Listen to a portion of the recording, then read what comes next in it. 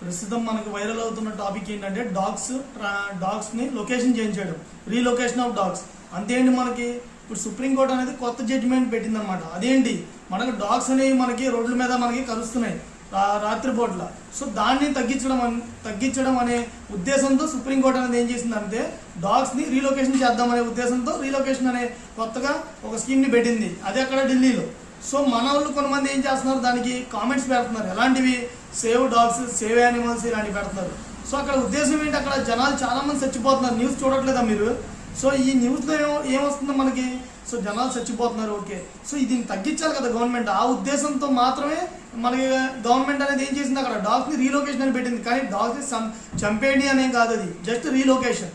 So ఈ location change చేయడం మనకి ఏమవుతుంది అక్కడ, సో డాగ్స్ అనేది తగ్గుతాయి. సో నైట్ పూటలు ఏంటి, సో మనం బండి మీద వెళ్తున్నా, బైక్ మీద వెళ్తున్నా, సో ఒకళ్ళు నడిచి వెళ్తున్నా, సో ఎలా వెళ్ళినా డాగ్స్ వదలవు అనమాట, మన చుట్టూ పడతాయి.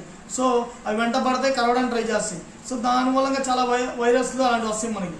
సో దానికి ఏంటి, గవర్నమెంట్ అనేది కొత్తగా ఇంకోలా చేయొచ్చు. అదేంటమ్మా, మనకి వ్యాక్సిన్ అనేది ఉంటుంది డాగ్స్కి ఉండే వ్యాక్సిన్ ఏంటది, ఆ వ్యాక్సిన్ ఒకసారి పెడితే ఏమవుతుంది, డాగ్స్ ఏమో మనకు కరవు అనమాట. సో దాని యొక్క బిహేవియర్ తగ్గిపోతాయి, దాని యొక్క డాగ్స్ ఉండే నేచర్ని కోల్పోతాయి. అప్పుడు అవి కరవు, జస్ట్ నార్మల్గా బిహేవ్ చేస్తాయి. సో దీని మూలంగా మనకు ప్రాబ్లం ఏం లేదు.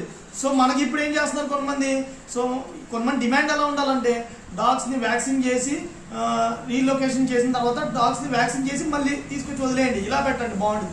అంతేగాని డాగ్స్ని పంపించేస్తున్నారు, సేవ్ యానిమల్స్ ఇలా పెడుతున్నారు కదా, ఈ ఉద్దేశం కరెక్ట్ కాదు.